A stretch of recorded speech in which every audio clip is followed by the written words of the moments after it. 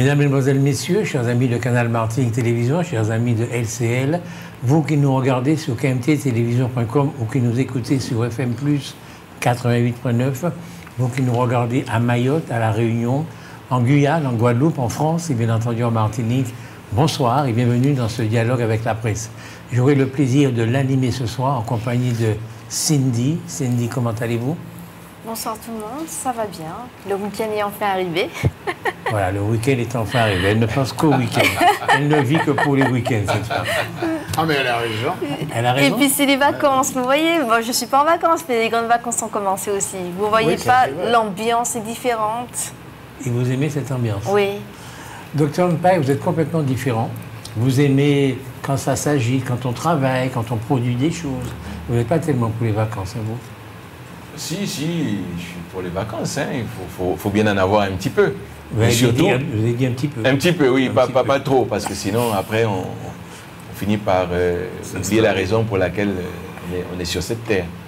Ça vous ennuie de dire bonsoir aux gens? Non, pas du tout. Bonsoir, bonsoir, monsieur. Alors, je vais dire bonsoir en particulier à deux personnes qui m'ont fait l'honneur de m'inviter à prendre un petit verre, je dois le dire, hein, chez eux, et de discuter un peu, de partager un peu de ce que c'est que cette Martinique. Monsieur Fatna et monsieur Zimusier, je tiens à les remercier encore pour l'accueil qu'ils m'ont accordé il n'y a pas si longtemps, il y a 2-3 jours.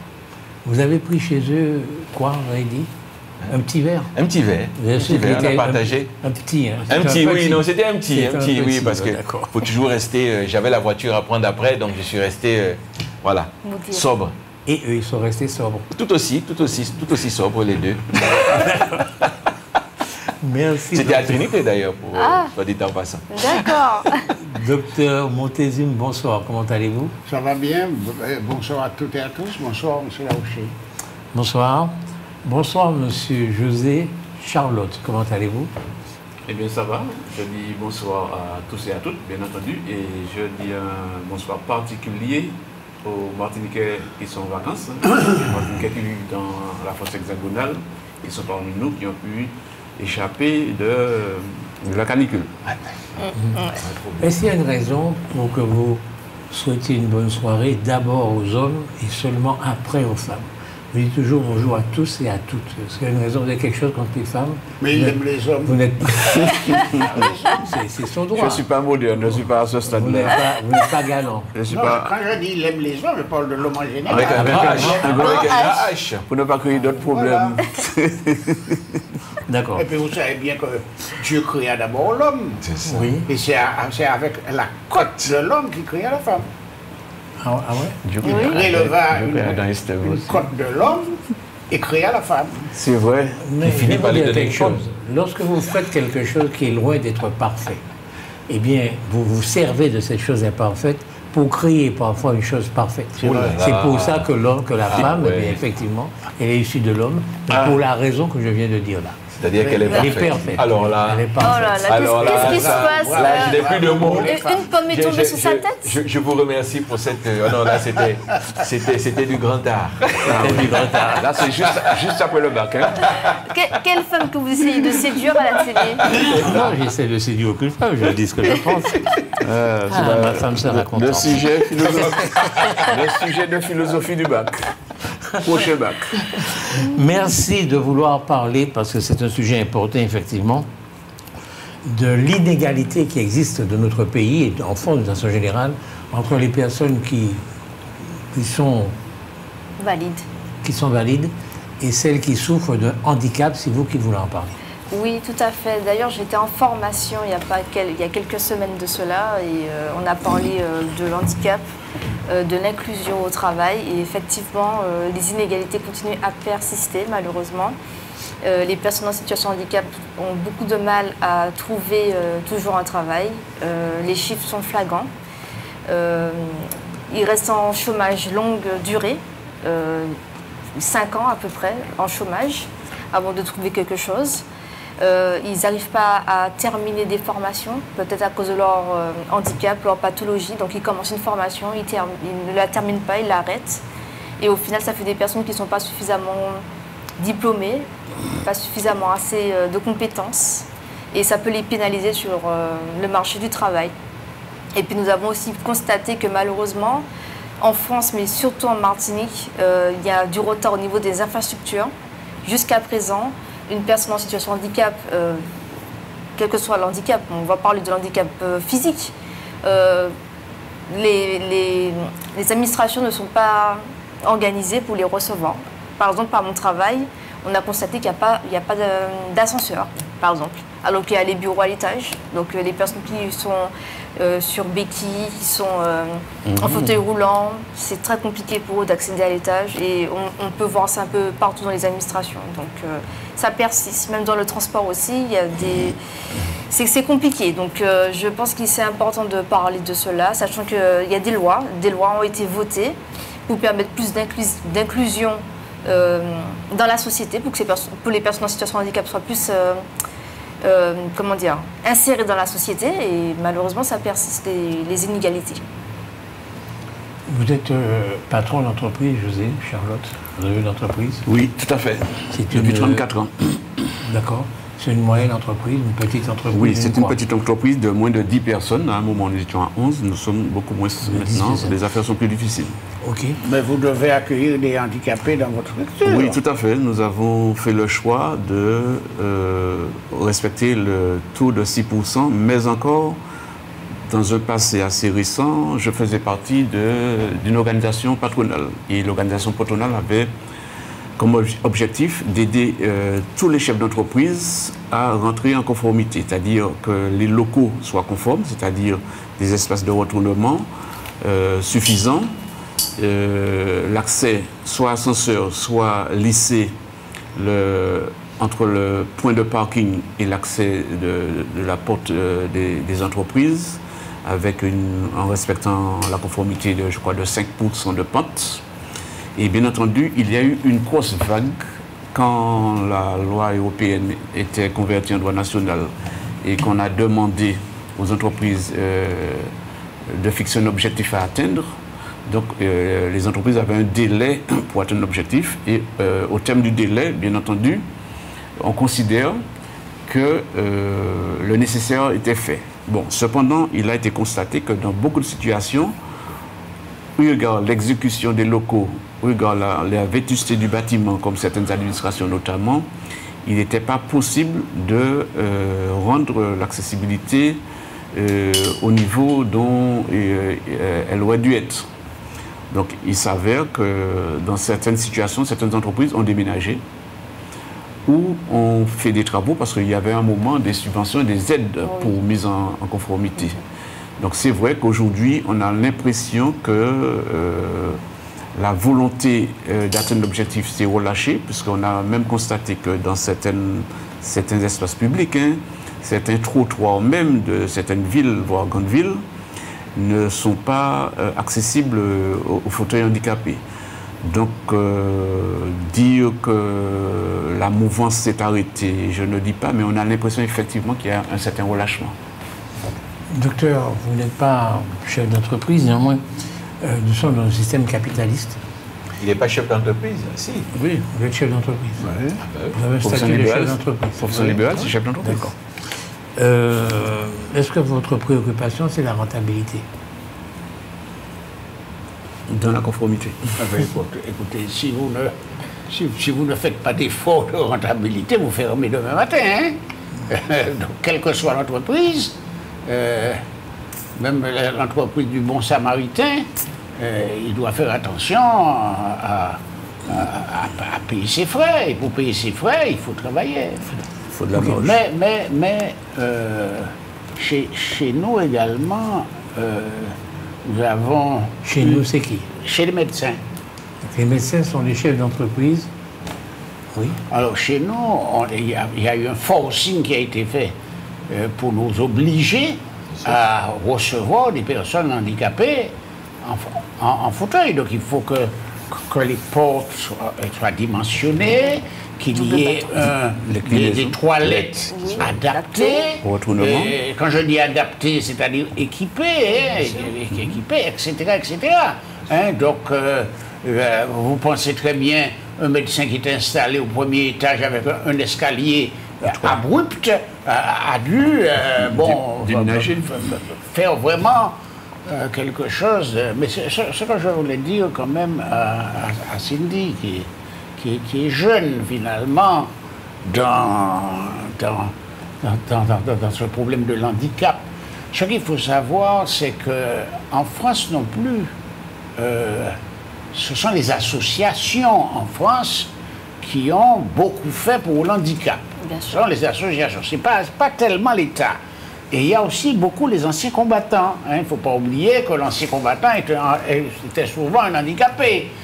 Donc c'était quand même des structures de pression. Ils ont fait pression sur le gouvernement, ils ont obtenu des choses. En tout cas, moi, je me souviens très bien, c'est en 1975, donc c'est quand même relativement vieux, qu'à la Martinique, on a vraiment commencé à bouger.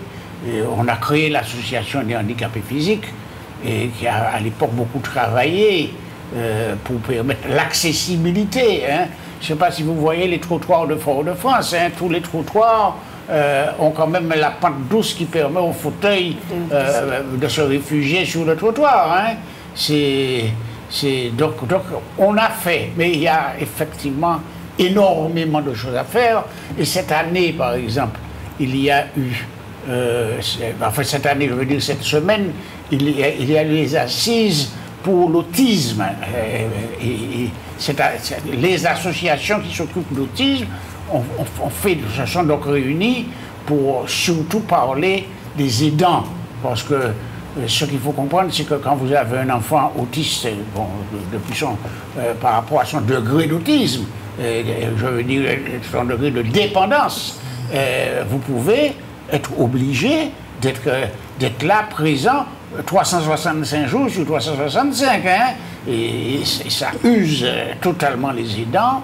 Et il existe effectivement quelques moyens pour leur permettre de souffler, mais c'est absolument pas suffisant.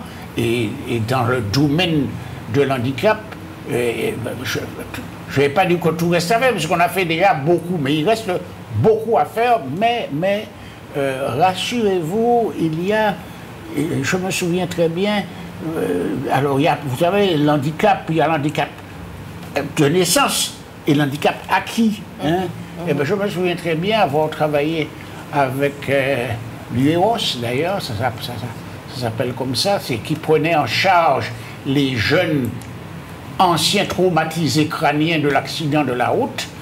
On leur faisait quand même une rééducation et une réinsertion dans les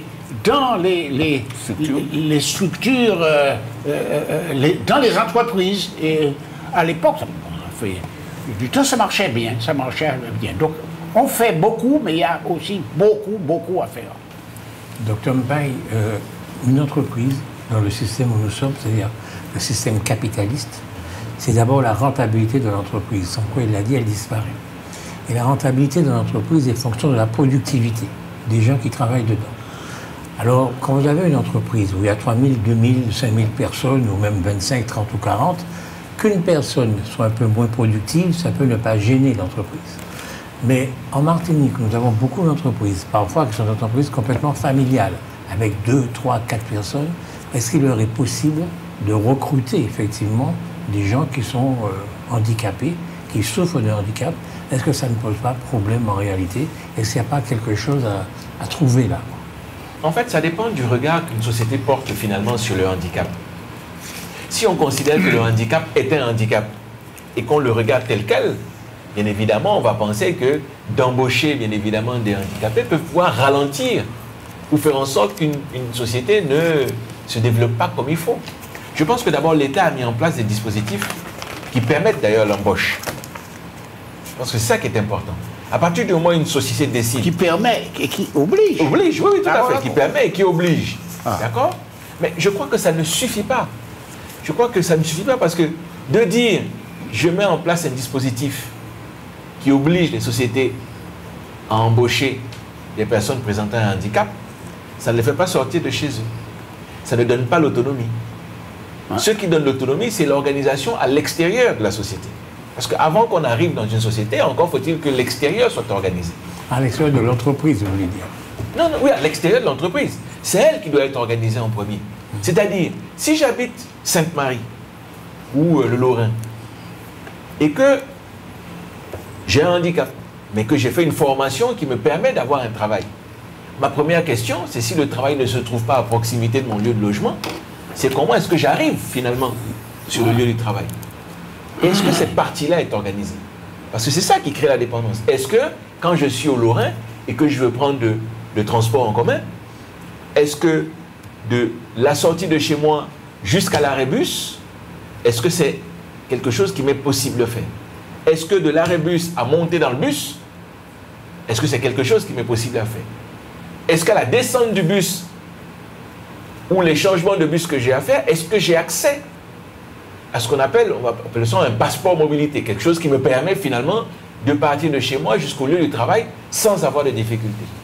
Or, ce travail-là, je pense qu'il n'est pas fait. Mis à part le TCSP, les bus qui ont été mis en place, par exemple, je ne suis pas ici en train de condamner ou ne pas condamner quelqu'un qui ne fait pas. Je dis simplement que si vous êtes quelqu'un avec un handicap aujourd'hui, mais qui avait des capacités à aller chercher du travail, si vous n'avez pas de voiture personnelle qui vous a été allouée avec l'automatisation que cela peut induire, et le coût que cela peut donner, vous aurez du mal à aller chercher un emploi. Simplement parce que, finalement, l'organisation du handicap par la société ne permet pas à celui-là de quitter un lieu reculé pour aller vers un endroit où il peut travailler. C'est certain. Mais la question que vous posez qui est de savoir, est-ce que pour une entreprise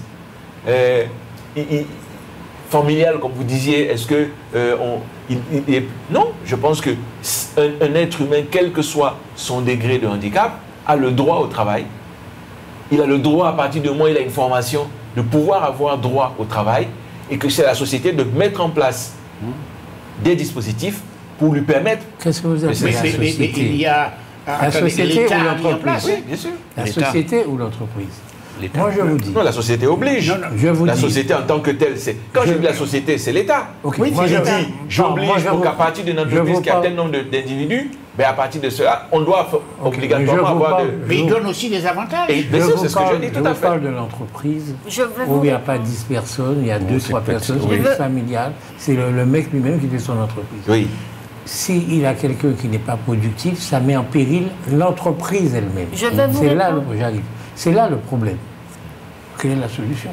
Parce qu'en Martinique, il se trouve qu'il y a une grande majorité d'entreprises, comme je viens de décrire là, des petites entreprises qui sont vraiment au ras-le-bord de la productivité et effectivement recruter quelqu'un qui est souffre de handicap, qui est moins productif, leur pose effectivement problème. Non. Les compensations que donne l'État ne sont pas toujours suffisantes pour compenser ça.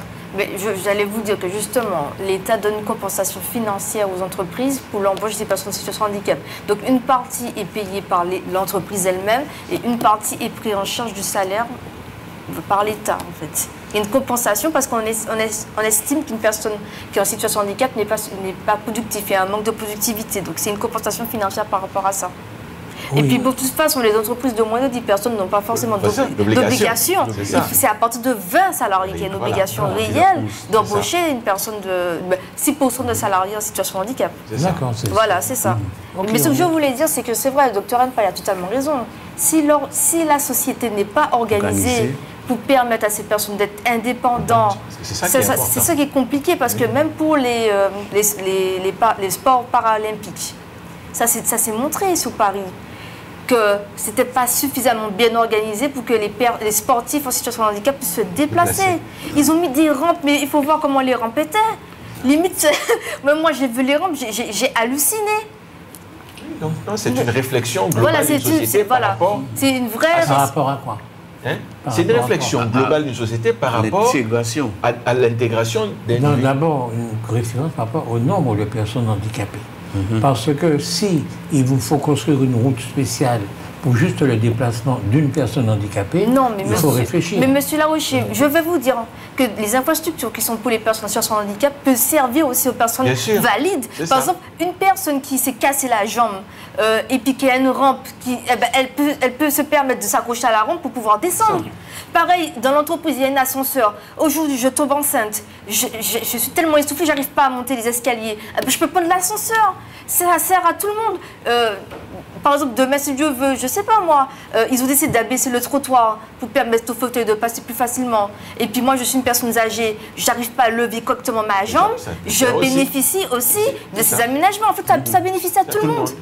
C'est ça. Donc c'est d'abord le fruit d'une réflexion. Oui, collective. Bien sûr, Oui, bien sûr. Moi, à mon avis, ça. c'est une vision sociale et sociétale, puisque, d'une part, il y a l'effet du recrutement du personnel handicapé, mais il y a aussi l'effet de recevoir une personne handicapée, quel que soit son statut. Il peut être salarié, mais il peut être client d'une entreprise, il peut être simple visiteur, ou il peut être un parent qui vient joindre quelqu'un soit dans l'entreprise, soit dans l'établissement public. Moi, je pense que la société, à mon avis aujourd'hui, doit continuer le progrès, parce qu'effectivement, dans le passé, on a l'impression qu'il y avait une accélération de la mise aux normes. Aujourd'hui, c'est vrai qu'on a l'impression que comme ça coûte, comme vient de dire M. Larouché, et comme les entreprises sont sous pression financière, voire les administrations aussi, on a l'impression qu'il y a un relâchement assez concentré de la progression de l'acte. Mais... Si je peux me permettre, Oui, moi aussi. je crois que ce qu'il ne faut jamais oublier, c'est que derrière le mot handicap, il y a des humains. Oui, c'est ça. Et que, comme tout être humain, nous n'aimons pas être dépendants de quelqu'un. Je crois que c'est ça qu'il faut retenir dans cette image. Ce n'est pas tant quel est le poids que nous avons dans une société que le fait de se sentir dépendant vis-à-vis des autres. Et si on décide finalement de rendre l'autre autonome, c'est parce que la société décide que ces personnes-là, elles ne sont pas que des handicaps. Elles ont aussi une conscience, qu'elles réfléchissent comme vous et moi. Elles auraient bien voulu venir là aujourd'hui et peut-être discuter, avoir des idées comme nous autres. Donc ce sont des gens comme les autres. Simplement, elles ont un handicap que nous devons compenser de façon que nous, en tant que société, qu'on dit valide, nous nous estimons valides. Peut-être que nous avons nous aussi des défauts, mais que cette société doit prendre en compte ces personnes-là qui, elles, ont des handicaps pour leur permettre justement. Moi, je parle d'autonomie parce que pour moi, c'est l'important. C'est d'être autonome, de ne pas dépendre d'eux. Et je pense que c'est ça qui est important. Cette notion d'arrêter cette dépendance pour des choses qui peuvent être finalement prises en charge. S'il a un boulot, il est moins pesant pour la société, bien évidemment. Alors moi, je pense que c'est ça qui est important. Je voulais juste rebondir sur quelque chose par rapport à l'entreprise. C'est vrai qu'à un moment donné, comme il y avait la sanction, beaucoup de personnes, mais j'ai rencontré des entreprises qui ont embauché, mais juste pour embaucher. Pas parce que la personne avait vraiment des compétences, etc., mais juste parce qu'elle ne voulait pas être sanctionnée. Et puis après, ça donnait, oui, cette personne est fainéante, elle ne fait pas le travail demandé parce que le poste n'était pas vraiment adapté. Moi, ce que je veux aujourd'hui dire, c'est qu'aujourd'hui, il faut que les managers soient aussi formés pour déceler les compétences, parce qu'une personne en fauteuil roulant peut être très bonne en informatique, elle n'a pas besoin de soulever des charges pour être bon en informatique, vous voyez ce que je veux dire? Ou bien bon en communication, etc. Donc aujourd'hui, il y a des postes où on n'a pas besoin d'être, je dirais, mobile, entre parenthèses, si on a un handicap moteur ou physique. Donc c'est pour ça que je dis qu'il faut vraiment que l'entreprise recrute par rapport aux réels besoins, voilà, et aux compétences à côté. Il faut arrêter, parce que c'est une forme de discrimination, de prendre juste une personne pour dire, bon ben, j'ai embauché, je suis dans les quotas, j'ai respecté les quotas, je ne vais pas te sanctionner, vous voyez. Donc c'est important aussi. Si quelqu'un a un handicap qui nécessite qu'elle ait besoin de l'aide de gens, il faut aussi qu'elle se fasse une raison. Oui, je suis un handicap et j'ai besoin de l'aide. C'est tout, il n'y a pas à avoir de complexe là-dessus. On est en train de dire que les personnes handicapées doivent avoir l'impression qu'elles n'ont pas besoin d'être aidées. Non, elles ont besoin d'être aidées. Non, et donc on les aide. C'est pas ce que j'ai dit. Hein. Mais en fait, c'est parce que vous avez dit. L'handicap est tellement bien compensé qu'au final, ces personnes sont autonomes. Voilà. Je prends l'exemple aujourd'hui, dans l'entreprise, les personnes sur handicap peut aménager leur poste de travail. C'est-à-dire que, par exemple, je dis une personne qui est dyslexique et dysorthographique, aujourd'hui, il a des logiciels de lecture, il a des logiciels qui corrigent, et n'a plus besoin de personne pour relire à sa place. Elle est autonome à ce moment-là. C'est un coût. Oui, mais alors, si c'est un coût, mais il y a des aides, c'est-à-dire que la GIFIB finance une partie de l'aménagement. On ne peut pas voir les problèmes de société uniquement en termes de coût. C'est pour ça que je répète encore, si nous voyons la problématique d'une société qu'en termes de combien ça coûte et combien ça me rapporte... Oui, mais c'est financé. Il y a une partie qui est financée. On ne regarde pas une société toujours en fonction de combien ça coûte et combien ça rapporte. Ça ne veut pas dire que ce n'est pas important. Attendez, pour les chefs d'entreprise, c'est non, mais je n'ai pas dit que ce fondamental. n'était pas important. Je n'ai pas dit que ce n'est pas fondamental. Mais je dis qu'on ne peut pas réfléchir une société uniquement en termes de ce que ça rapporte et ce que ça coûte. Et puis Si on réfléchit comme ça, on ne s'en sort pas. On réfléchit aussi en fonction de qu'est-ce que j'apporte à la société en faisant cela. Vous n'êtes pas dans le monde. Pour être chef d'entreprise, vous n'êtes pas là pour faire du social. Vous êtes là pour gagner de l'argent. Donc il faut essayer de compenser les deux. Mais ne demandez pas à un chef d'entreprise d'être comptable, responsable. Je ne lui demande pas d'être comptable, je lui demande simplement qu'il se rende compte que dans une société dans laquelle il vit, il y a des gens qui sont visibles et des gens qui ne le sont pas. Et qu'aujourd'hui, il y a des gens qui ne sont pas visibles, d'accord, et qui pourtant ont des compétences. Ce qu'on lui demande, ce n'est pas se contenter des compétences visibles, mais d'aller aussi chercher des compétences invisibles qui apporteraient autant à sa société que des gens qui ont des compétences visibles. C'est-à-dire la personne qui est visible, qui marche, qui est mobile, ben, il y a des gens qui ne marchent pas, qui ont des difficultés, par exemple, de déplacement ou de dyslexie ou autre, mais qui peuvent apporter à sa société quelque chose. Et à cela, on dit, ne vous contentez pas que de ce que vous voyez, allez chercher des gens qui sont invisibles. Et dans notre société, il y a des gens qu'on ne voit pas et qui peuvent apporter des choses. Et je dis pas qu'ils peuvent, qui apportent des choses au quotidien et pour lesquelles peut-être, parce qu'ils ne peuvent pas se déplacer, parce qu'il n'y a pas de transport mobile, ben, il faut peut-être que la société s'occupe de ça pour que justement, ils puissent se mettre sur le marché du travail et avoir les mêmes chances d'avoir leur autonomie renforcée. C'est de ça dont je parle. Et puis, bon, monsieur Laroche, 80% des handicaps sont des handicaps invisibles. Tout à fait. Et que généralement, les handicaps n'ont pas forcément besoin d'aménagement. Par exemple, une personne qui est diabétique de type 2, je ne sais plus, de type 2 est considérée comme en situation de handicap. Donc, comme elle a une pompe qui lui donne de l'insuline, ben, il n'a pas forcément besoin d'aménagement de poste à proprement parler, mais peut-être faire des pauses régulières. Peut-être organiser du télétravail s'il est trop fatigué pour aller au travail. Vous voyez, il n'y a pas forcément besoin d'avoir une dépense financière énorme pour aménager le poste de travail. Oui, mais c'est ce qu'il y a au niveau de certains chefs d'entreprise. Les chefs d'entreprise, ce sont des êtres humains comme tous les autres, comme les fonctionnaires de l'administration. Mais justement. Ils ont conscience de tout ça. Sauf qu'il y a un moment où la pression sociale, économique est telle que le chef d'entreprise, il a les yeux rivés sur, disons, ce qu'il interprète comme essentiel, soit sur le plan économique, notamment sur le plan financier spécialement. Et à ce moment-là, il est moins à l'écoute des problèmes annexes. Donc, quand bien même qu'on aurait souhaité que ça ne soit pas ça, mais la pression, la difficulté qui pèse sur le dos des chefs d'entreprise fait que lui, il se dit je ne veux pas de problème supplémentaire, je ne veux pas réfléchir de façon supplémentaire, je prends une personne qui répond au profil précis et quitte à payer une taxe supplémentaire ou une amende pour carence du quota ou du taux, parce que le chef d'entreprise, il peut avoir une certaine philosophie. Il peut dire, chez moi, je ne peux pas recruter un handicapé, quelle que soit la forme, visible ou invisible, mais je participe activement à l'association, financièrement, à l'association des handicapés ou mais attendez, monsieur Charles, qu'est-ce que tu racontes là? Il y a de tout. Prenons un exemple. On embauche Thomas. Thomas est en situation de handicap. Il est comptable. Il est diabétique de type 2. Il est diabétique de type 2. Il est comptable. On a organisé son planning pour qu'il puisse faire du télétravail. Ça veut dire qu'il y a un bureau qui est de moins. Ça veut dire qu'il y a moins d'électricité usée. Ça veut dire qu'il peut. Ça veut dire. Donc moi, je suis chef d'entreprise. J'ai pas besoin que Thomas puisse marcher correctement. J'ai besoin qu'il puisse compter pour moi. Ça dépend du contexte. Ça dépend du contexte. Les chefs d'entreprise ne sont pas décrites. Vous savez ce qui est terrible, monsieur Larocher? Juste une phrase. Ce qui est terrible, c'est de penser que quelqu'un qui a un handicap ne peut pas être chef d'entreprise. Parce qu'en réalité, comme vous réfléchissez là, c'est comme si vous êtes en train de dire qu'en fait, ils ne sont que des poids. Attendez, Moi, je dis et je répète que ce ne sont pas des poids, ce sont des atouts pour notre entreprise. Oui, c'est-à-dire que quand vous avez...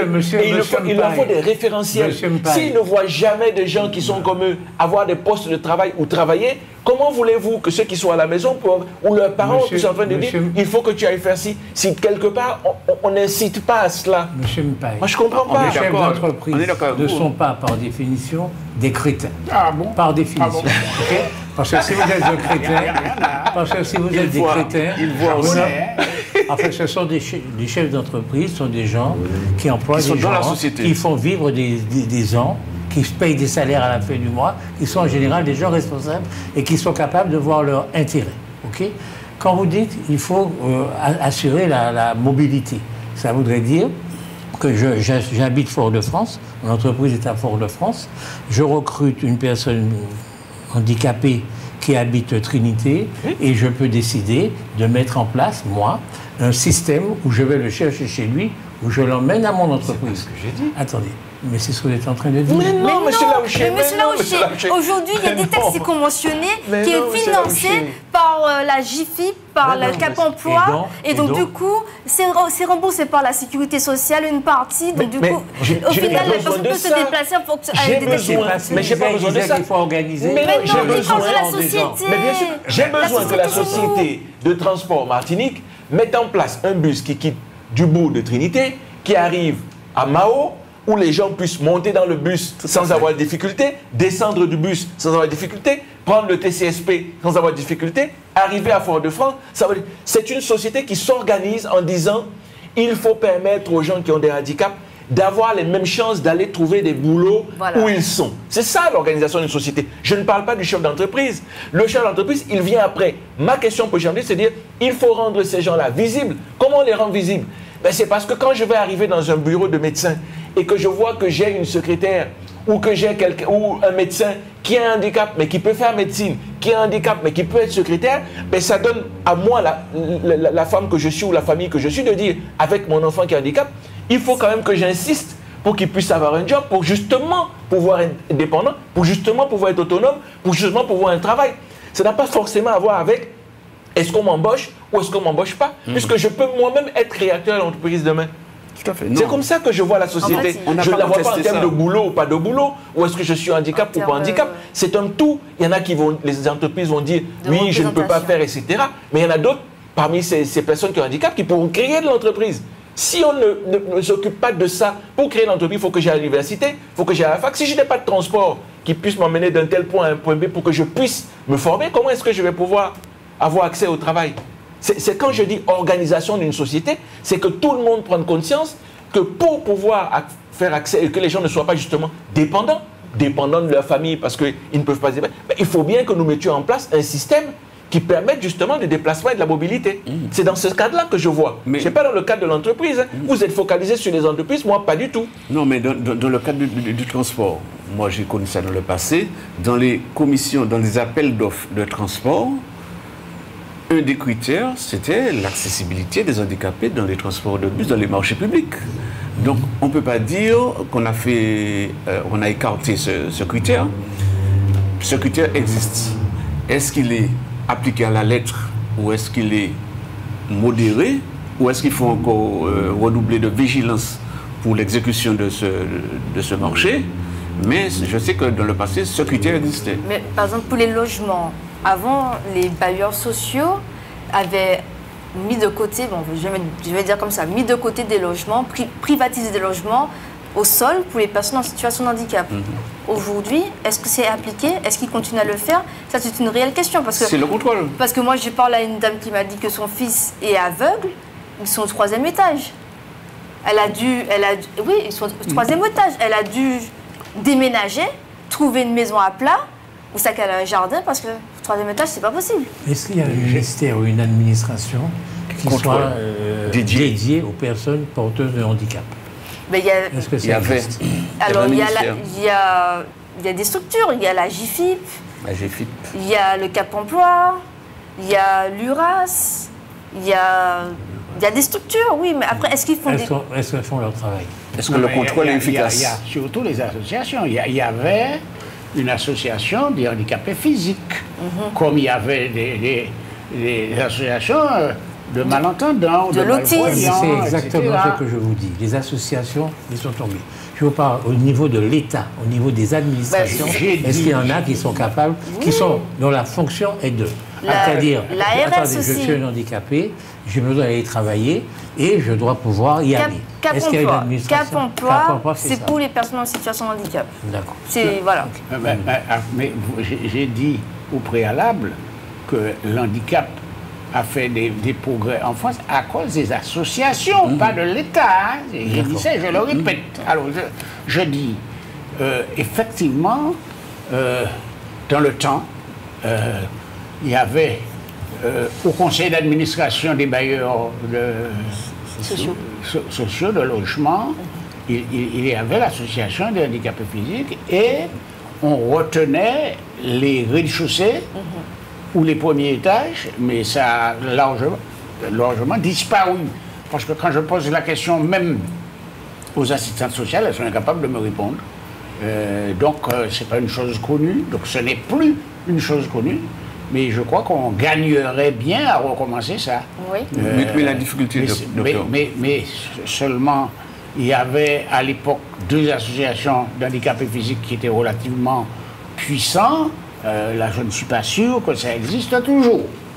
Non, mais la difficulté, c'est que les associations, elles avaient un intérêt incontestable, puisque quand il y a carence de l'État dans ce domaine particulièrement, ce sont les associations qui remplissaient le rôle. Voilà. Bon, bien entendu, les associations bénéficiaient d'une subvention qui leur permettait d'exister et d'exercer, disons, leurs fonctions. Oui.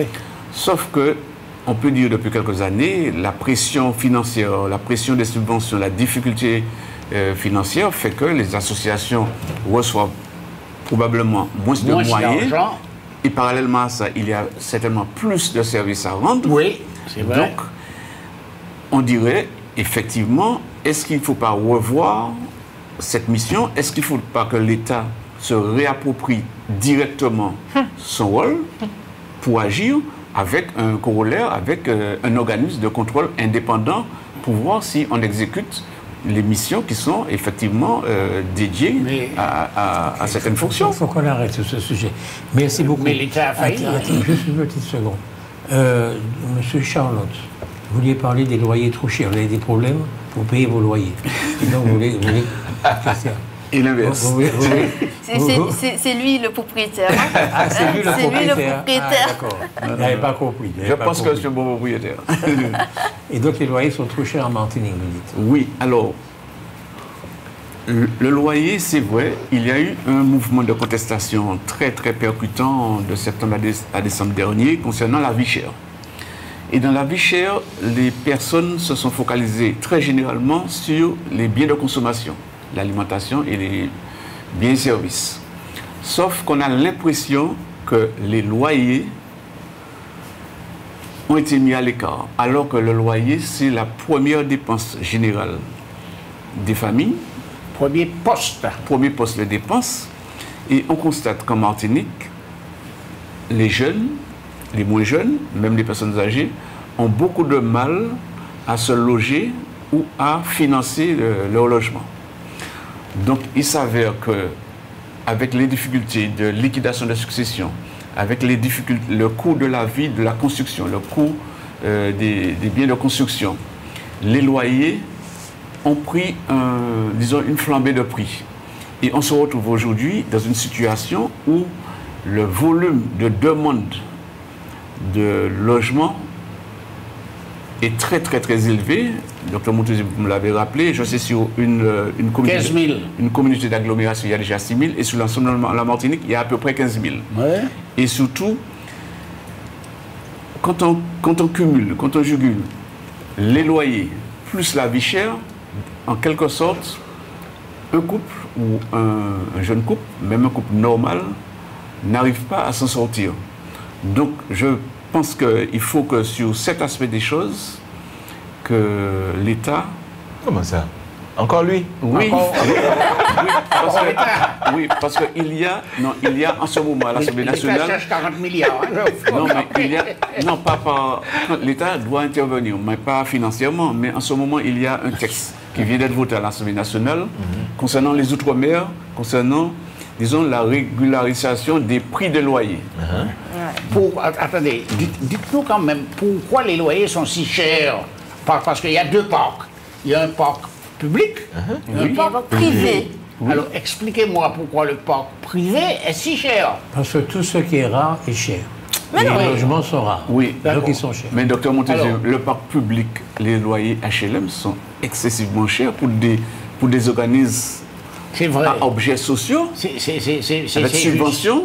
C'est juste. Donc on a l'impression qu'il y a, disons, il y a usurpation de mission.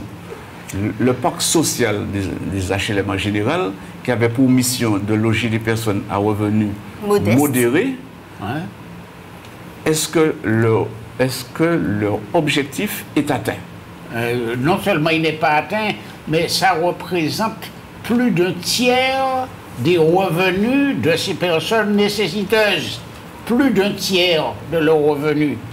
Écoutez, quand vous avez des loyers dans un parc social qui est à 400, 500, 600 euros, chez des gens qui touchent 1200 euros, Voilà. Même pas moins des fois. Hein.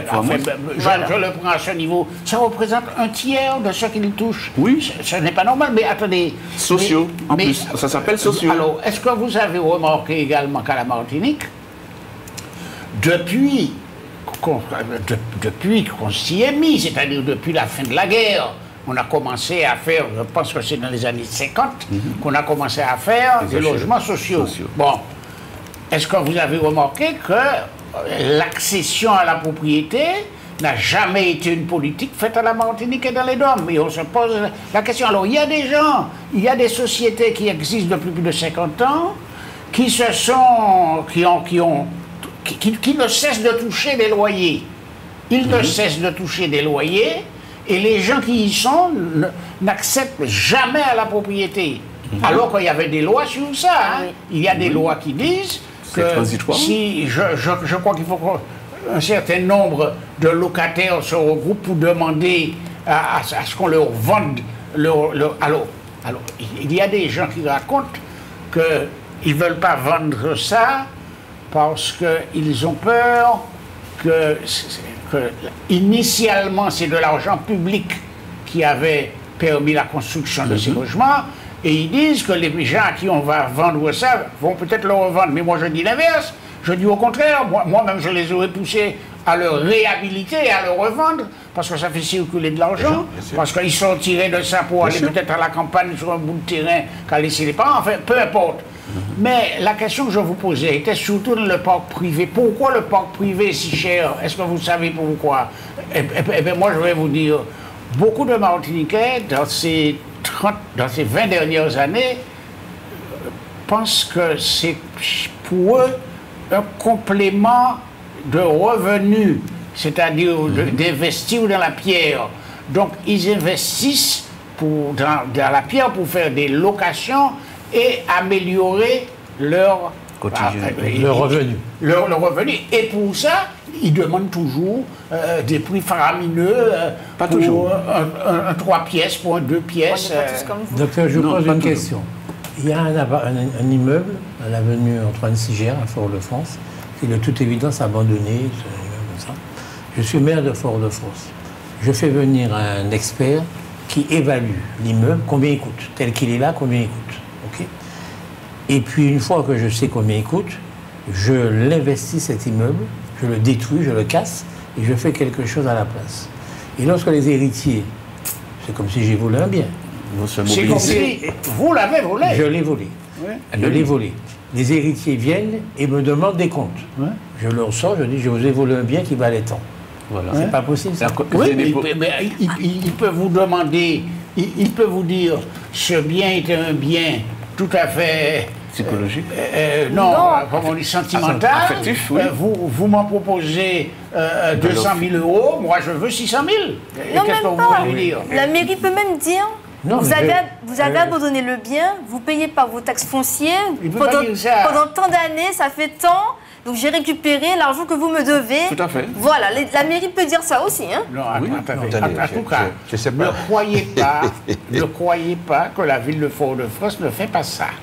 Ah bon, Ne ah fait pas ça. il Ce était que temps. vous dites là, c'est d'investiguer, Oui, c'est le- pour vérifier à qui ça appartient, leur faire des propositions. La ville fait ça. Mais Est-ce que je peux apparemment, m'exprimer?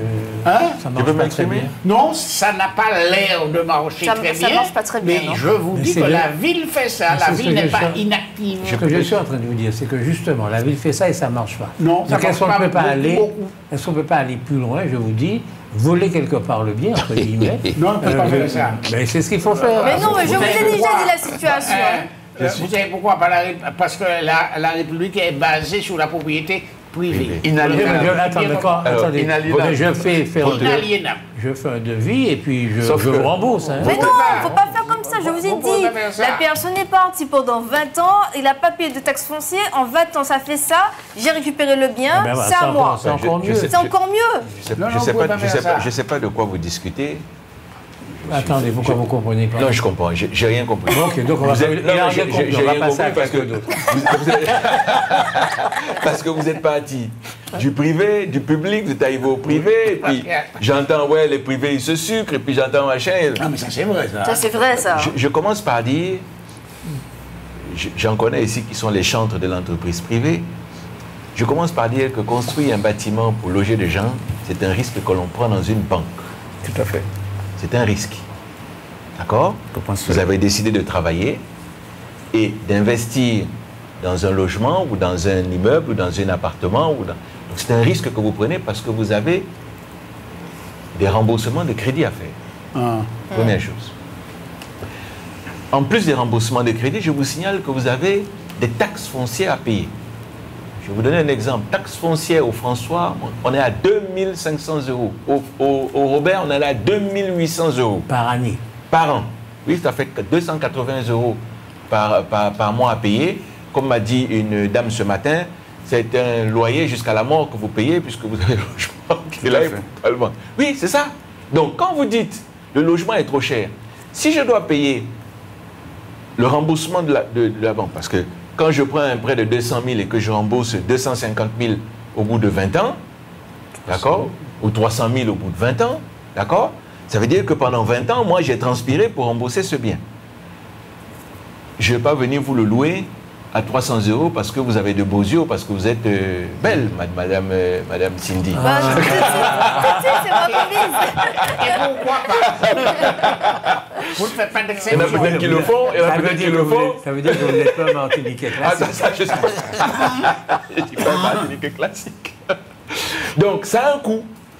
Et dans ce coût-là, bah, on va le répercuter pendant Sur tout le le loyer. temps. Bah oui, sur le loyer, pendant tout le temps où je suis dans le loyer, bien sûr. Mais, mais attendez, mais vous connaissez le côté pervers actuellement. C'est que le loyer est tellement cher que le locataire ne vous paie plus le loyer. Oui. Mais il y a ça. Ça, c'est très fréquent. ça. Et Ça- le mettre dehors, c'est très compliqué. Hein. Et le mettre dehors est devenu faut payer. extrêmement Ben, compliqué. et c'est la raison pour laquelle les loyers sont chers.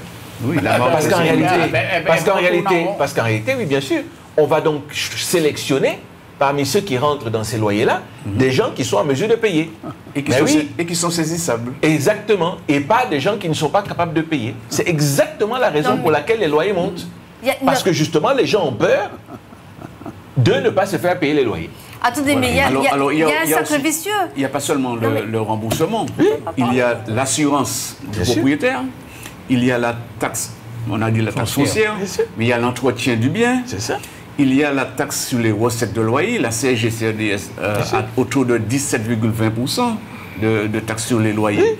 Et ce qui reste, si ça rejoint vos revenus, c'est encore raquetté. Bien Ah, sûr. ah bon, vous avez combien d'immeubles pour les défendre? Non, pour les défendre comme ça, vous en avez combien? Mais c'est la réalité, c'est la réalité, c'est la réalité de la taxation.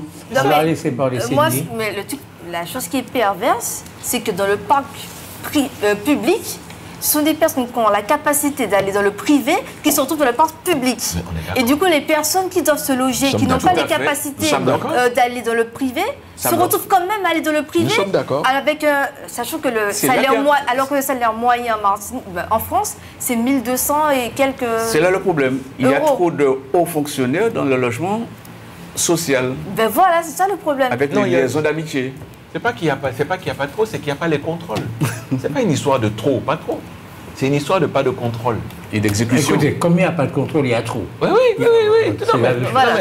Oui, c'est...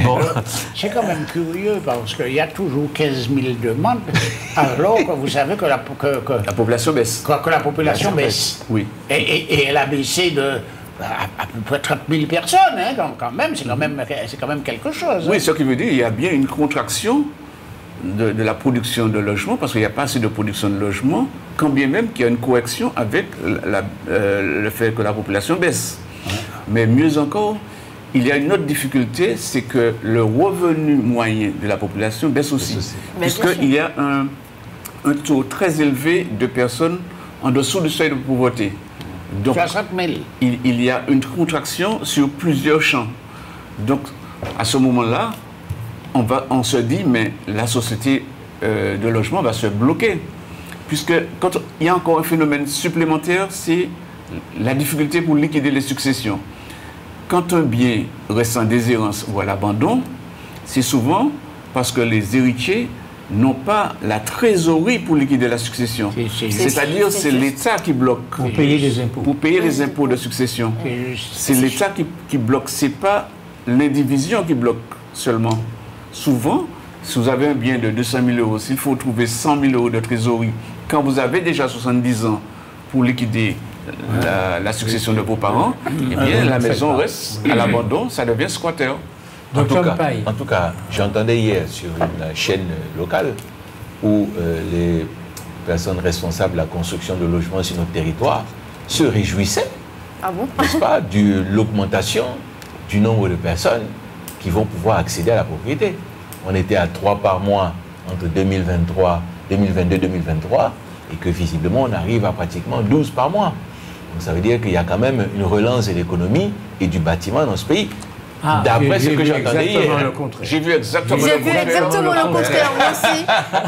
Exactement le contraire. Docteur, vous avez mal compris. Non, Vous avez mal compris. Vous avez très mal Il y a compris. même une très Le grosse, BCP a des problèmes. il y a Oui. même une très grosse société Je vous dis, je répète encore. connue qui est en grande difficulté. Non, là, oui, on sait très bien. Non, mais je vous dis ce qui a été dit donc, hier. oui, Il mais- se plaignait en disant que il y a effectivement la construction, notamment certains grands groupes qui sont en difficulté.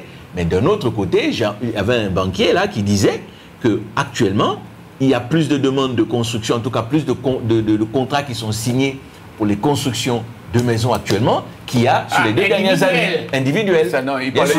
parlait du passé, il parlait de la première époque de Je la vous défiscalisation. conseille de regarder l'émission sur le Martinique Première d'hier et vous verrez ça. il parlait Mais de la attendez, défiscalisation. mais en deçà, à il l'époque. y a eu une annonce qui a été faite, c'est des statistiques. Ils ont montré que les 3 grandes villes, les 3 villes de Martinique où le foncier était très élevé, c'était Anse-Darlais, Trois-Îlets, Sainte-Anne. Donc comme Il n'y a pas de diamant.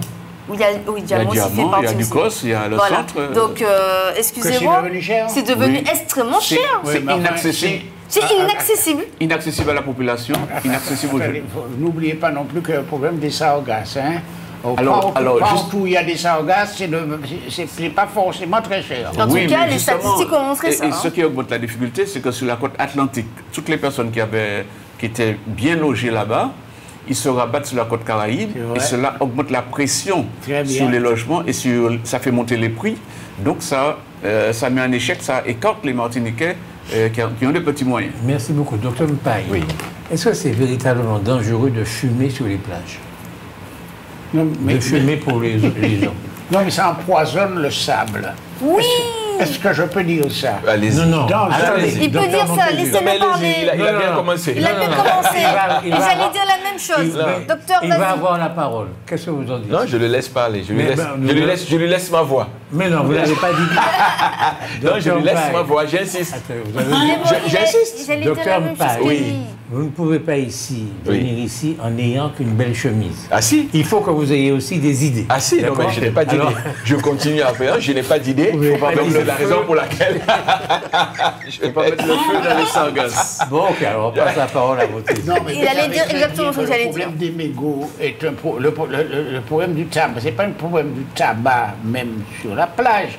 c'est le problème des mégots. Merci, Et docteur. vous savez que, c'est pas depuis hier, depuis très longtemps, on sait que quand vous jetez un mégot, Concentration. un mégot c'est quoi? Un mégot c'est du tabac dans lequel se trouve, on dit qu'il y a un nombre incalculable de nicotine. sous-produits.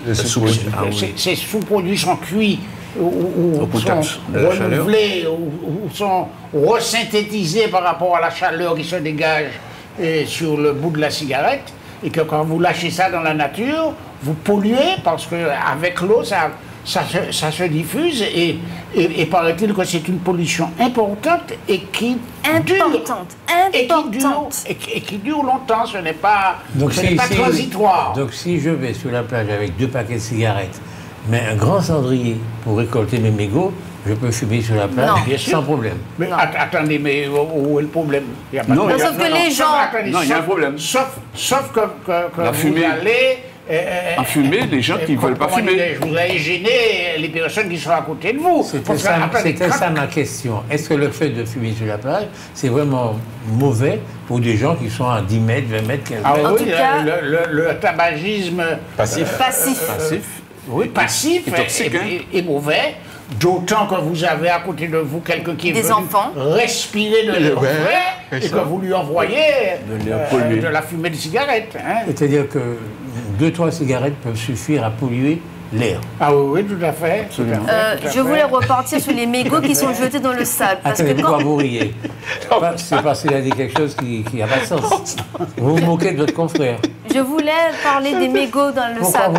Pourquoi vous riez? Je veux savoir pourquoi Non, vous riez. c'est la question que vous avez posée. On sent bien que M. Laouché cherche la polémique, là, il ne devrait pas y en avoir. Alors, il dit 300 mégots. Pourquoi il n'a pas dit 2? Pas 2 paquets, mais 2 mégots. Non, mais je trouve ça Oui, un peu non, mais bizarre. je peux vous comprendre. Je trouve ça bizarre. Je voulais juste vois. revenir sur les mégots Oui. dans le sable. Parce qu'effectivement, quand il y a des opérations plage propre, c'est souvent les mégots qu'on retrouve et qui sont très difficiles ensuite de recycler, etc. Sachant que nous avons des tortues en Martinique. Hein, c'est la saison des ponds. Ils viennent pondre sur nos sables. Hein. C'est un privilège. Moi, j'ai besoin de fumer. J'aime Donc fumer. il faut que je fasse attention protéger nos aux tortues. Bien sûr, il faut protéger nos tortues. On donne de l'autorisation Et elles mangent du plastique sur nos plages. Elles mangent des mégots de cigarettes.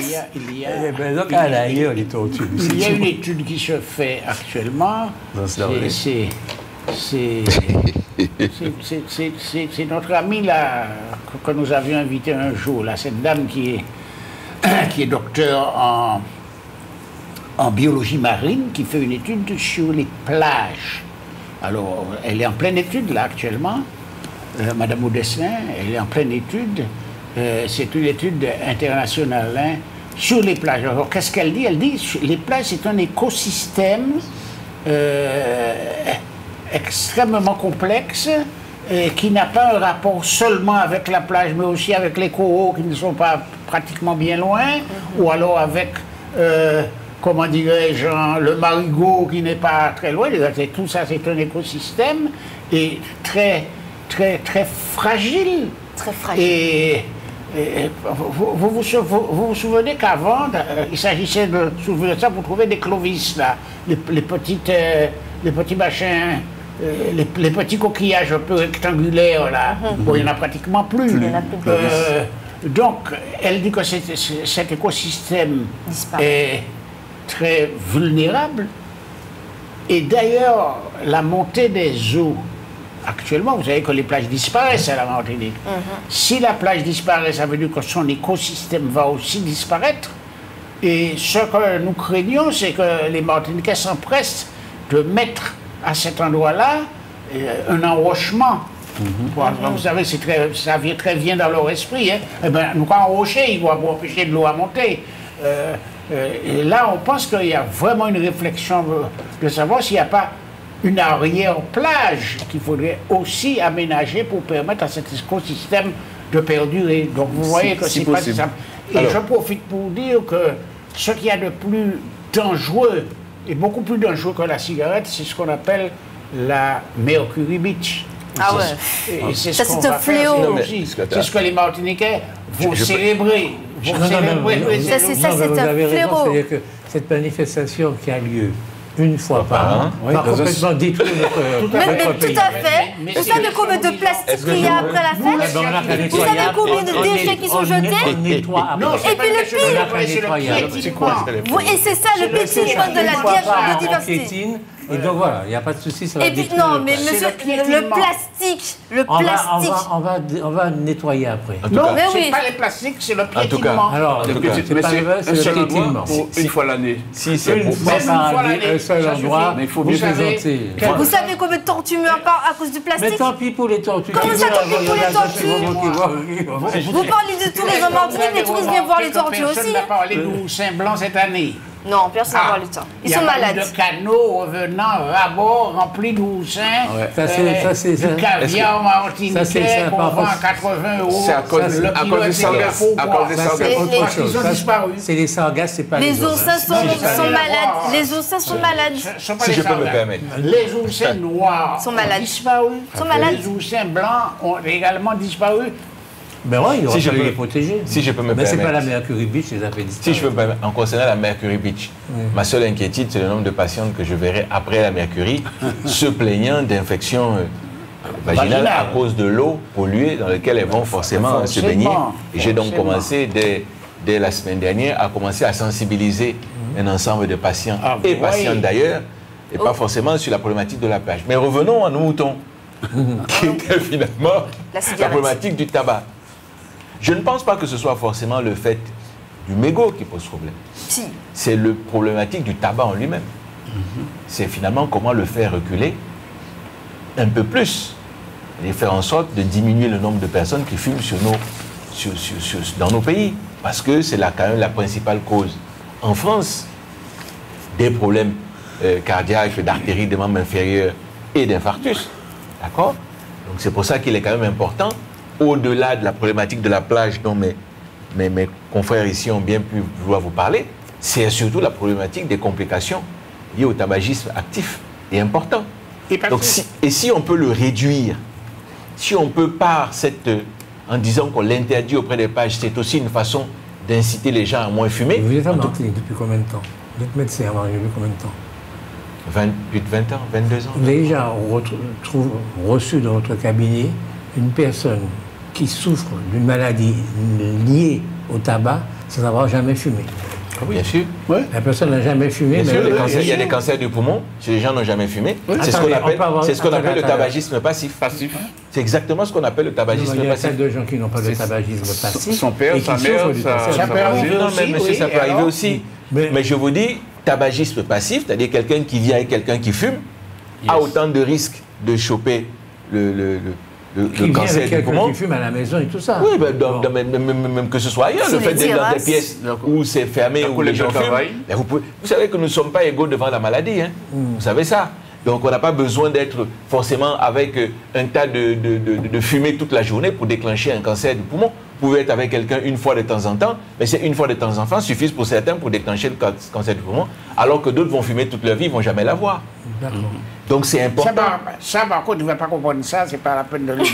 Oui, donc c'est une vraie problématique. Je veux hein. bien que vous prolongiez la vie des gens, parce que vous êtes médecin, mais si vous prolongez la vie en nous interdisant tout ce qui est illégal, Non, on ne t'a pas dit c'est qu'il la ne pouvait peine pas de- C'est fumer. pas la peine de vivre. Il va fumer dans un jardin, il peut fumer dans un fume jardin, pas, je fume il peut pas. fumer Ouais, sur je une suis d'accord. terrasse, il n'a pas besoin de fumer près de la plage. Il y a des enfants au bord de non, mer, mais- ce sont des enfants, ils sont je suis d'accord. vulnérables. Honnêtement, Je suis d'accord. moi je fume pas, non mais plus. si je vois un gars sur la plage qui fume, il se détend, il fume. Mais non, il a que se détendre au Tant bord qu'il n'a pas de... posé son plaid ou son truc à côté de votre Il a qu'à se détendre au bord d'une terrasse avec sa cigarette, c'est bon. Non, Il n'a pas moi besoin je d'être au pense bord qu'il de plage. ne faut pas fumer sur la plage. Parce que jeter les mégots sur la plage, il y a, Non, mais il y a des enfants. indépendamment des mégots. Hein. Non, mais il y a Il des. faut- mais Il y a beaucoup de mégots Il dans faut la plage. contrôler ces mégots. Mais si vous avez pour un respirer de cendrier, l'air vous pur. contrôlez vos mégots. C'est pour respirer. On ne peut pas se permettre d'aller naviguer dans un nuage d'une seule personne qui fume et qui fait 30 Mais mètres de justement, linéaire une personne et qui qui pollue fume 10 ne va pas personnes. polluer toute une Justement, plage. c'est lui Mais qu'il faut si. pas. Il va polluer tout le monde. Il va, et puis Oui, il va être- il pollue le sable, il pollue l'air. Ah là là, et c'est puis- un vrai poison le tabac. Ah, c'est un vrai poison. Quand on paye qui pollue le tabac, il faut prendre du fer. Hein. Parce que, Mais non, l'Afrique, parce que ça leur rapporte. si on- Ils ont les avantages, mais ils n'ont pas les inconvénients que nous avons ici. On ne produit pas de tabac, et comment ça fait-il qu'on passe son temps à fumer? Vous savez qu'on fume bien moins à la Martinique qu'en France. Bien sûr. Bien Ah sûr, bon, mais tant mieux. tant mieux. Est-ce qu'on souffre, est-ce qu'on meurt beaucoup du tabagisme en France? Oui. Eh bien, Ah oui. écoutez-moi, Énormément. j'avais un célèbre professeur de médecine, un pneumologue, un Haïtien qui était professeur au Canada. Et il nous disait à l'époque, c'est le docteur Magdelaine qui tenait le service de pneumologie. Et il était venu, parce qu'à chaque fois qu'il passait, il venait nous rendre visite. Et il disait que au Canada, le service était plein à 70% par des cancers. Alors qu'à la Martinique, il n'y en avait pas, il n'y en Du avait cancer du- vraiment pas autant. Cancer du poumon, oui. Du cancer du poumon. Oui, mais eux, ils avaient peut-être un mode de vie. Peut-être qu'ils Oui, vivaient c'est ça, dans un c'est ça. environnement où ils faisaient de la cuisson avec de la fumée. Non, c'est le tabac. C'est le tabac. C'est le tabac. Dans les bars, C'est le etc. tabac. Dans les C'était bars fermé en fermés, hiver. Oui, il fait Alors, froid. vous Il fumez fait froid dans à des l'extérieur. endroits fermés. Non, mais il y a- c'est C'est un le coût pour la tabac. société. Il ne faut Voilà. pas oublier ça. Oui, C'est un il coût fait pour la froid dehors, sécurité donc tout le monde sociale. est à l'intérieur. Mais l'intérieur est pollué par le nuage. Moi, c'est bon. Donc Je tout suis le pour monde est à qu'on mette bord. le paquet de cigarettes à 25 €, qu'on interdit les gens de fumer dans les lieux publics. Je suis prêt à ça. D'accord, il n'y Voilà. a pas de souci. Là-bas. Ça ne change pas. Le La jour, chair, ça ne change pas. si vous rencontrez un beau jeune homme qui fume, vous ne parlerez pas comme ça. Bon. Allez, dis, chérie, je t'aime. Maintenant, est-ce que vous pensez qu'il faut effectivement interdire les smartphones aux jeunes de moins de 15 ans? Bon, on avait déjà eu L'expérience des cette médecins. discussion. Hein. Non, non, on n'a pas eu. Moi, comme je dis, on ne peut pas empêcher les jeunes d'avoir la nouvelle technologie et de s'y intéresser. Cependant, je pense qu'il faut interdire l'accès à certaines applications. Parce que, bon, comme je vous ai dit, il y a des TikTok, ça rend les gens abrutis, voilà, clairement. Il y a des jeunes enfants qui se retrouvent sur les réseaux sociaux et qui s'exposent et puis qui seront après persécutés par des pédophiles, hein, qui se font passer pour des enfants aussi sur les réseaux sociaux. Donc, je pense qu'il faut vraiment limiter l'accès à certaines applications, mais ne pas interdire l'outil en lui-même. Charlotte? Alors, deux choses. L'arrivée intempestive des écrans, ça a causé beaucoup de problèmes de communication en général. Si vous passez à côté d'un lycée avant l'ouverture de la porte, C'est spectaculaire. c'est spectaculaire. Vous voyez une chaîne de jeunes Sur leur qui ne se portable. parlent pas, ils sont isolés, ils ne savent pas ce qui se passe à côté. En plus de ça, ils ne se mettent pas en condition pour recevoir la formation, pour recevoir des études, le cours qu'ils vont prendre à 8 heures. Ils sont sur des choses qui sont très très loin de la matière qu'ils vont aborder, donc ils ne sont pas en condition. Donc c'est vrai qu'on peut dire, d'une part, il ne faut pas barrer la route à l'évolution, mais je pense quand même qu'il faut quand même faire de bonnes campagnes, expliquer aux gens que les cerveaux sont partis dans les écrans, voire à travers l'univers, dans l'imaginaire, mais le concret aujourd'hui est écarté. Donc je pense qu'il faut prendre des dispositions là, surtout même les très jeunes, même les enfants fragiles, puisque aujourd'hui, est-ce qu'un enfant, est-ce qu'un jeune de 12 à 15 ans, est-ce qu'il est en mesure d'écrire avec un stylo ou de lire une feuille de papier s'il est mentalement organisé pour lire que des écrans? Est-ce qu'il est en mesure de raisonner? Parce que l'écran vous donne des choses toutes faites, avec des résultats. Mais si dans son futur préétables. travail, il n'a pas besoin d'écrire, mais qu'il a besoin seulement d'un écran, c'est bon pour lui. Pas toujours, parce qu'il a besoin de raisonner. Et l'écran... Mais monsieur Laouché dit qu'avec l'intelligence artificielle, on n'a plus besoin de raisonner. Ah, On a besoin de moins en moins. Oui, mais On en a besoin de moins en moins. Docteur Montezine, vous avez constaté, quand vous allez de temps en temps dans des bureaux, et l'opératrice ou la personne qui vous reçoit vous donne quelque chose qui n'est pas cohérente, et la personne vous répond, oui, mais c'est ce que l'ordinateur donne. Même si la personne constate que ce qu'elle vous répond n'a pas de cohérence, elle n'est pas forcément en mesure de faire le parallèle avec la raison. Elle vous dit, oui, je vous ai fait une remise, mais le prix remisé est supérieur au prix nominal. Ah oui, mais c'est ce que l'ordinateur me donne. Vous voyez, c'est une caricature. Ça m'est arrivé dans une agence de voyage en Martinique. Hein. Ah bon? Ah bon? Ça m'est arrivé dans une agence de voyage en Martinique. Le prix remisé était supérieur au prix nominal. Et la personne me dit, oui, mais c'est normal. C'est ce que l'ordinateur me donne. Ah bon? C'est normal. Mais est-ce qu'elle avait tort? C'est bien ce que l'ordinateur lui a donné. Oui, mais elle n'était pas capable De se remettre en question. de se rendre compte qu'elle avait rentré une mauvaise donnée. Elle avait mis une mauvaise clé. Donc automatiquement, l'ordinateur va vous donner quelque chose avec un traitement automatique. Mais il faudra encore vous-même que vous soyez en mesure de juger l'incohérence du résultat pour pouvoir vérifier ce que vous avez entré dans Docteur Mpagne, vos enfants ont 15 ans. J'ai un fils qui a 15 ans. Est-ce que vous serez d'accord pour leur interdire aux enfants de moins de 15 ans les smartphones? Je lui ai posé la question, il était d'accord lui-même. Mais comme c'était moi qui étais à côté et qui lui ai posé la question. On voit le genre d'éducation qu'il donne. Hein. Il a dit oui automatique. C'est un oui automatique. Je ne suis pas sûr que si on avait posé la question en dehors de mon périmètre. Je pense que la question. Oui, le genre d'éducation qu'il donne à son enfant. Ah oui, chez moi c'est basé sur la peur. Non, chez moi c'est strict. Ah oui, c'est assez clair.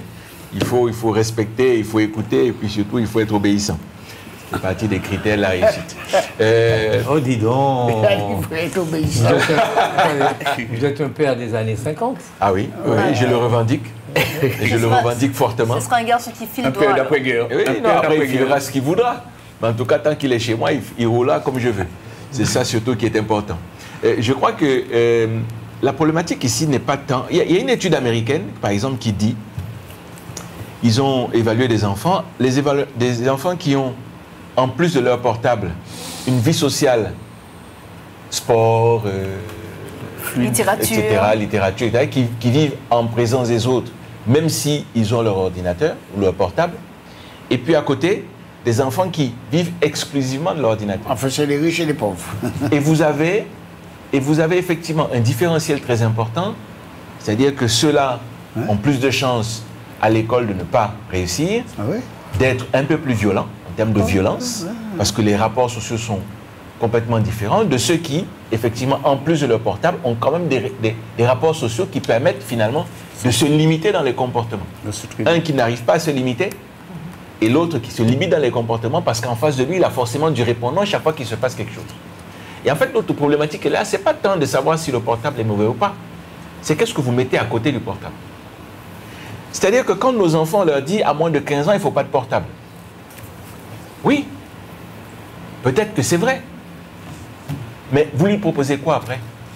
Parce que dans la société dans laquelle il vit, s'il a sa mère ou son père, qui eux, quand ils arrivent à la maison, sont portés sur le portable et ne s'occupent pas d'eux, ne les amènent pas à avoir des activités où ils ont justement de la rencontre avec les autres. Football, sport. S'ils ne sortent pas en bas du quartier pour pouvoir discuter avec les camarades du même âge, comment voulez-vous que de toute façon ça puisse porter? Parce que la vraie question c'est aujourd'hui qu'ils sont tous contaminés au portable. Et on en voit, moi qui suis dans mon cabinet. Encore aujourd'hui, j'avais un enfant de 8 et un enfant de 12 ans. Ils avaient chacun un gros portable dans la poche. La seule question que j'ai dit à leur mère, vous savez qu'à partir de septembre, ils n'auront plus droit au portable? Elle n'a pas répondu. Oui, parce qu'elle sait très bien qu'elle va être confrontée à cette notion de je vais arrêter le portable pour mes enfants. Mais qu'est-ce que je vais pouvoir leur proposer? Vous voyez? Qu'est-ce que la société va pouvoir... Qu'est-ce que je vais pouvoir leur proposer? Quelle organisation je vais mettre en place? Parce que le portable, finalement, c'est très facile. Votre enfant, il pleure. Vous arrivez à la consultation, il pleure. Vous pouvez donner le portable. Les dessins animés. Il est dans les dessins animés. Il est concentré là-dessus. Vous avez votre paix. Comment est-ce qu'elle va faire pour dire, pour avoir ma paix, il n'y aura pas de portable non plus? Mais avant, il n'y avait pas de portable. portable. Parce que c'est exactement comme l'histoire de l'alimentation, vous savez. On dit... Mais mon enfant prend beaucoup de poids. On oublie que c'est nous qui achetons le manger. Vous voyez? Oui, docteur, je grossis. Ou docteur, mon enfant grossit. Oui, mais qu'est-ce qu'il va faire les courses? Moi, je commence par leur dire, c'est vous qui faites les courses. D'accord? C'est parce que vous faites les courses avec des produits qui ne sont pas équilibrés que l'enfant prend du poids. Et bien là, c'est la même chose. Non, mais il y a le fait d'être sédentaire aussi qui joue un Oui, très mais grand c'est ça la sédentarité. C'est vous-même. La sédentarité, c'est ça, mais c'est la sédentarité poussée à l'extrême, où on n'est qu'en face de soi-même. Ouais. Eh oui. Oui. Oui, je voulais dire... mince. Ah oui, par rapport... Mais à l'époque, il n'y avait pas de portable et pourtant les enfants, ils arrivaient à s'organiser avec des activités sportives, Non, mais c'est vrai aussi, à culturelles. l'époque, il n'y avait pas de voiture, les gens... Marchaient quand même. Oui, non, mais ça ne veut pas dire... Alors, ce que j'essaie de dire, Il y c'est a que pas de frigidaire. j'allais dire, même si il y a le portable aujourd'hui, les activités sont encore présentes. C'est-à-dire qu'on peut toujours emmener son enfant faire du sport, on peut toujours l'emmener... Ils sont moins motivés. Découvrir des activités artistiques. Voilà, il y a encore ces activités qui existent.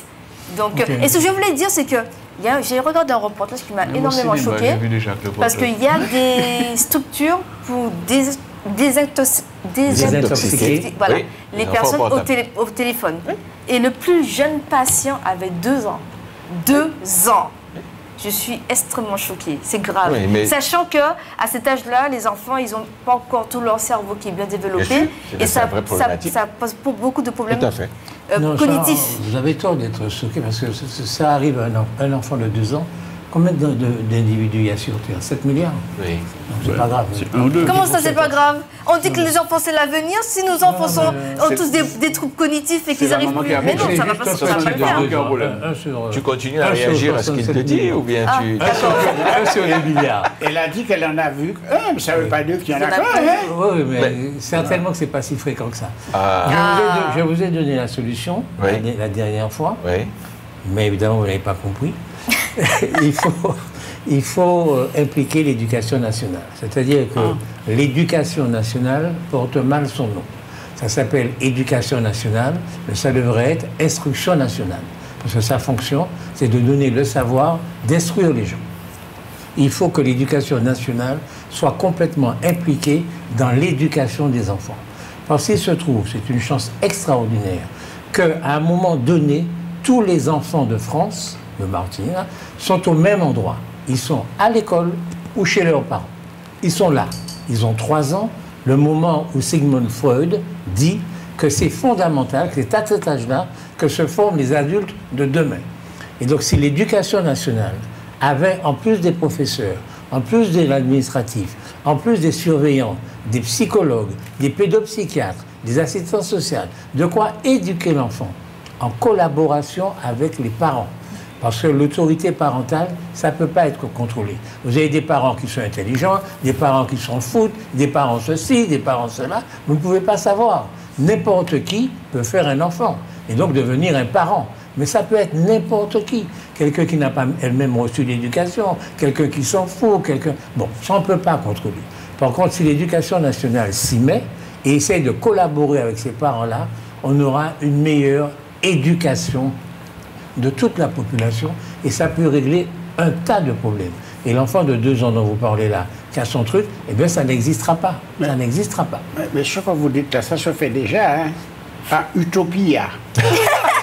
Ok. Et donc, c'était...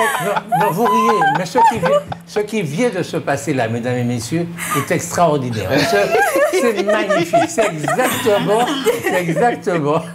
C'est-à-dire que voilà, j'essaie de donner une solution.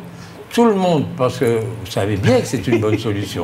Eh bien lui, comme il n'a pas de quoi répondre, il dit Utopia, c'est une utopie, ça ne peut pas se faire.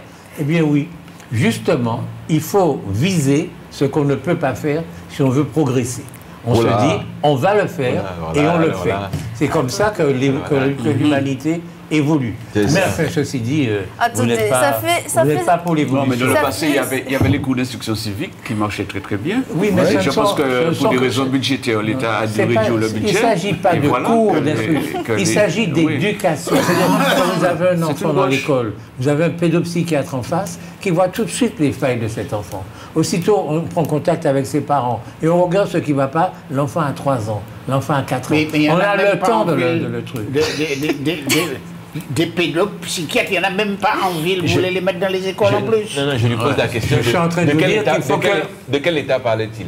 Celui-là ou bien un autre qui l'imagine? Parce que si c'est celui-là, ça nécessite une révolution, mais à tous les niveaux. Attendez, attendez. Bien sûr que mais comme vous ça n'aurez pas nécessite une révolution. On entend chercher 40 milliards, on ne fait pas la révolution. Je suis c'est pas d'accord. là-dessus qu'on va pouvoir aller faire la révolution. Non, mais je ne suis pas en train de dire que ce que vous dites... C'est une bonne idée. Hein. Je ne suis pas en train de dire que ce que vous dites est faux. que c'est pas possible. Non, mais il faut le rendre possible.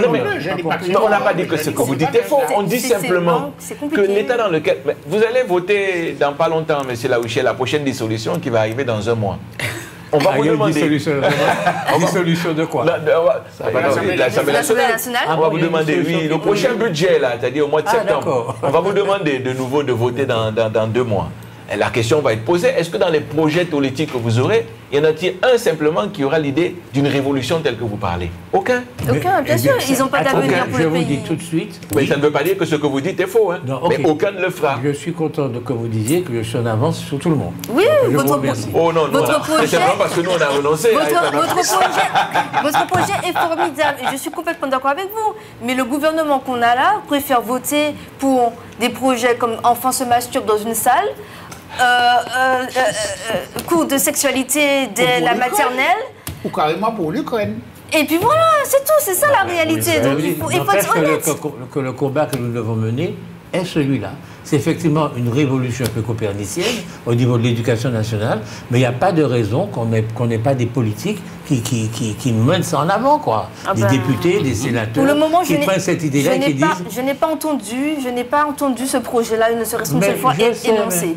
Mais je sais, je suis en avance, c'est tout. Mais ça ne veut pas dire que c'est qui s'occupe de la gestion des écoles et du collège? Je suis catastrophique. J'ai écouté Retailleau, Bruno Retailleau, qui est ministre de l'Intérieur et qui veut lutter contre la délinquance. Mais ses propositions sont catastrophiques. C'est pas parce que c'est un ministre de la République qu'il est intelligent. Il dit c'est complètement idiot. Il dit, bon, si, il va même mobiliser les maires et les conseils municipaux pour lutter contre... Mais ça se fait déjà. Il y a déjà des municipalités qui subventionnent les associations, qui subventionnent des gens qui jouent au football, qui subventionnent... Ça ne marche pas. Donc il faut trouver d'autres solutions. Eh bien, lui, il en a encore là, quoi. Donc je dis, bon, ça va pas.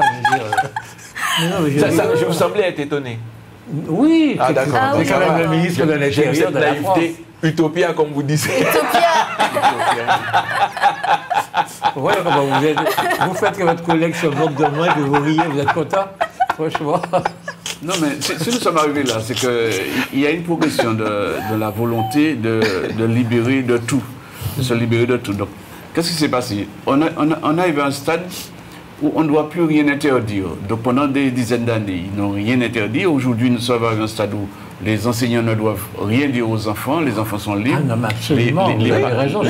La société de Retailleau, on est arrivé quand à il une donne des liberté solutions, extrême. Il parle de la famille, tout ça, sans se rendre compte qu'en Martinique, il y a 54% de familles monoparentales. Donc c'est des familles particulières qu'il faut traiter de façon particulière. Et qu'il faut aider aussi, parce que les personnes de façon différente. De façon différente. Vous avez raison, la façon dont vous avez élevé votre fils, je vous félicite, mais en fait, ça va être la façon de votre femme plutôt. Hein. Oui, c'est plutôt ma femme, oui, parce que je suis un accessoire. Vous n'êtes qu'un accessoire.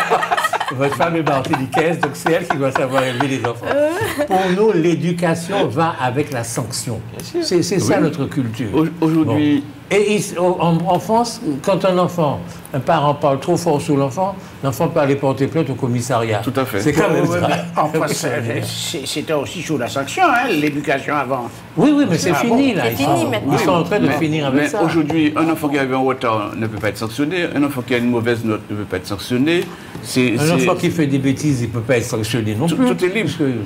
Même les adultes, même l'État a pris une certaine liberté excessive. Aujourd'hui, vous arrivez chez vous, vous trouvez un squatter dans votre domicile, vous ne pouvez rien faire. Donc c'est la liberté, c'est plus que la liberté, c'est de laisser aller. Donc que le résultat soit là. Donc... pour une fois que vous rejoignez mes thèses sur les élites qui ont tout loupé, c'est une bonne chose. Non, parce qu'il me semble que ici, nous avons l'élite, hein, M. Mpaye, je fais partie de l'élite, M. Montezuma aussi, vous aussi. Et donc, vous faites partie des l'élite, c'est vous-même. L'élite camerounaise, moi je sais pas. Vous faites partie des 2000 élites. Non, mais il a raison. L'élite camerounaise n'a pas le même niveau que l'élite martiniquaise. Ça, c'est clair. Mais vous êtes ici depuis un certain temps et j'en sens que le niveau monte. Je vous félicite. N'oubliez pas, M. Mpaye, que lorsque vous serez président de la République du Cameroun, que c'est ici que vous avez été formé. N'oubliez pas ça. Merci beaucoup. Docteur Montezuma, merci d'avoir été là. Merci, bonsoir à toutes et à tous. Je suis très content de cette émission parce que vous êtes arrivé dans mon bureau, donc vous êtes fatigué et que vous allez certainement dormir pendant l'émission. Et j'ai observé que ça n'a pas été le cas. Donc je vous félicite. Et je vous remercie en même temps. José Charlotte, bonsoir. Merci d'avoir été là. Eh bien, oui, je dis bonsoir à toute la population. Et bien entendu, nous sommes en période cyclonique, donc soyons prudents, soyons éveillés, faisons l'inventaire des personnes à mobilité réduite qui sont dans notre paysage pour que, en cas de difficulté, pour qu'on soit bien informé de leur position. Très bien, vous avez bien fait de rappeler ça. Merci Cindy. Ben, merci de m'avoir invité. C'est les grandes vacances, les festivités commencent. Donc il y a le tour des yoles, il y a le tour cycliste, modération sur l'alcool. Soyez prudents au volant. Vous aimez le tour des yoles? Moi, j'aime bien l'ambiance. L'ambiance. Oui, j'aime bien l'ambiance. Le spectacle, c'est pas évident, quoi. Vous avez dit au revoir, c'est vous qui n'avez pas dit au revoir? Oui. Donc, je voulais dire que c'est la semaine culturelle de Fort-de-France qui commence là. Le festival qui a commencé aujourd'hui. Et il y a des choses vraiment intéressantes. Je vous incite à sortir.